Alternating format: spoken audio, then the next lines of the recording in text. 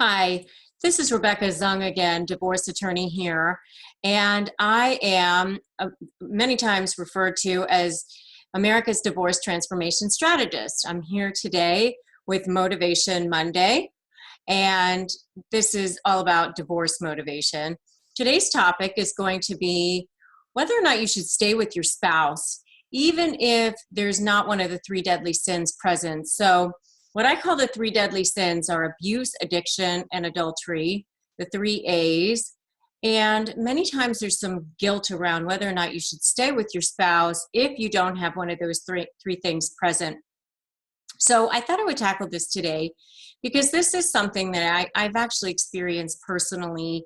When I was in my late 20s and I had three small children, I was contemplating whether or not to leave my spouse at the time. I just didn't feel romantic about him anymore, but I didn't have any of those three things present. I didn't have abuse. He wasn't a drug addict. He wasn't cheating on me, but I just wasn't happy.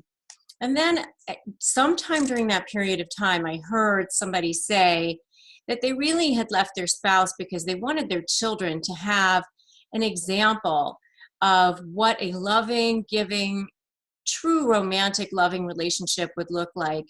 And it was in that moment that I had that aha moment, and I thought, I really want that for my children too.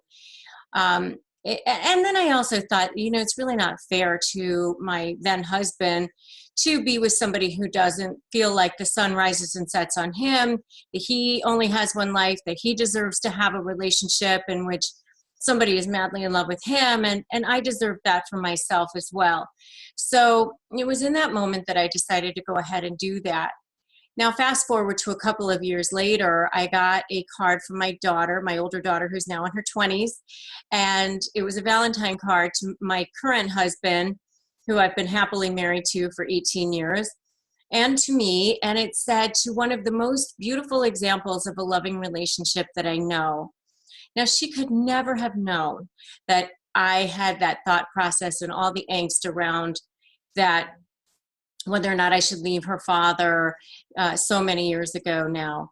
But it was really a beautiful reminder that I really had made the right choice. And P.S., her father is also in a loving, wonderful relationship and has been for many years. So it really ended up to be the best thing that happened for us.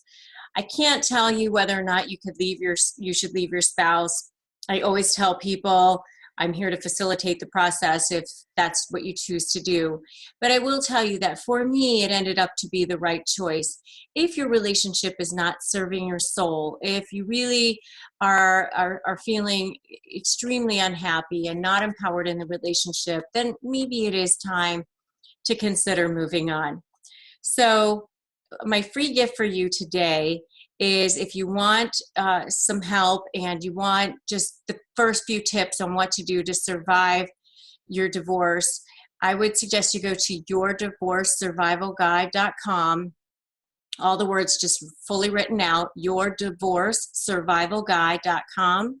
And you can just go ahead and download a free copy of my Divorce Survival Guide. Relief will be delivered right to your inbox. So that's it for me today. I will be here tomorrow for a Tactical Tuesday, and tomorrow I will be talking about uncontested divorces. Until then, remember, you're not alone in this process. We've got this together.